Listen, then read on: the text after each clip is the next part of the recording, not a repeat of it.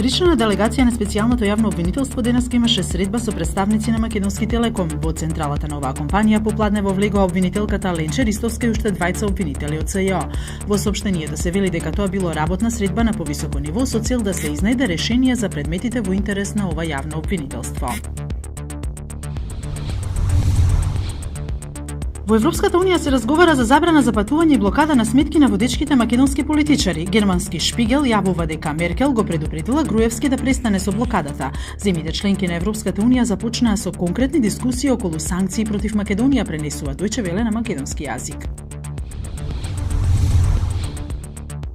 Центристичкиот кандидат Емануел Макрон и лидерката на ултрадесницата Марин Ле Пен освоија најмногу гласови во првиот круг од претседателските избори во Франција и се квалификуваа за вториот круг што ќе се одржи на 7 мај.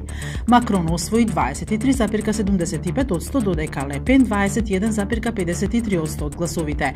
Најголеми губитници од овие избори се социјалистите и конзервативните републиканци кои исчезнаа од политичкиот пејзаж.